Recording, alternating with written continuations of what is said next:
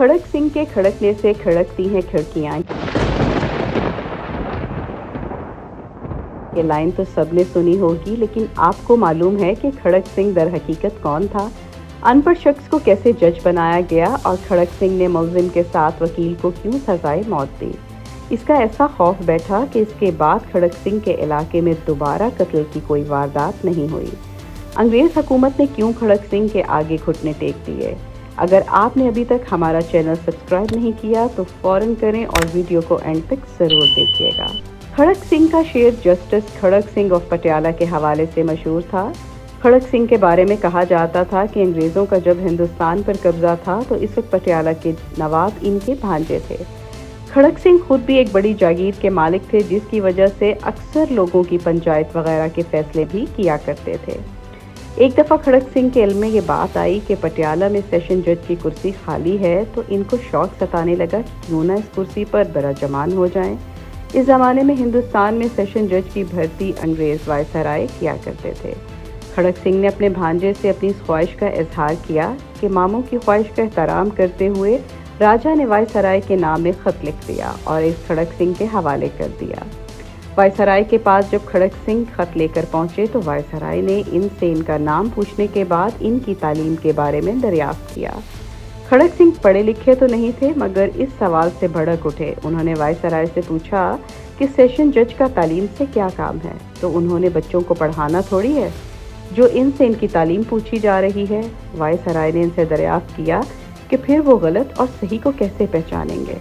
इसके जवाब में खड़क सिंह का कहना था कि सारी उम्र वो पंचायत के फैसले करते रहे हैं, इनको अच्छे और बुरे में फ़र्क बहुत अच्छी तरह से मालूम है।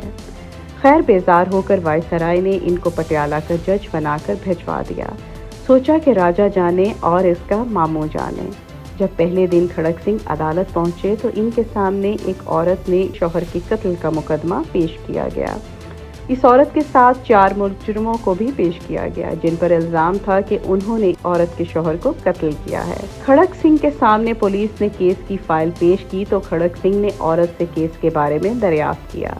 इस औरत ने मुल्ज़िमान की तरफ इशारा करते हुए बताया कि इसके शौहर के कत्ल का मामला इसके सामने ही पेश आया और इन मुल्ज़िमान में से एक ने डंडे से, दूसरे ने चाकू से, तीसरे ने रस्से से और चौथे ने नोकदार नेज़े से इसके शौहर को मार मार कर हलाक कर दिया।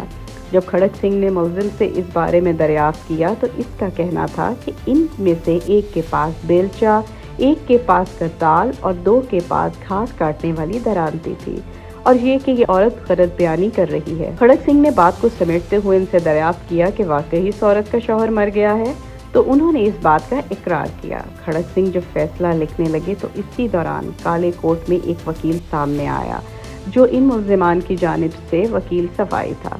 इसने खड़क सिंह से दरख्वास्त की कि ये केस इन लोगों के माबैन ज़मीन के झगड़े की वजह से हुआ और मकतूल के नाम पर ज़मीन नहीं थी। ज़मीन तो मुल्ज़िम के नाम थी और मकतूल इनको ज़मीन पर झगड़े की नीयत से आया था। वकील सफाई के बारे में खड़क सिंह ने पुलिस से दरियाफ्त किया कि ये कौन है, तो पुलिस वाले ने बताया कि ये मुल्ज़िमान की जानिब से वकील है।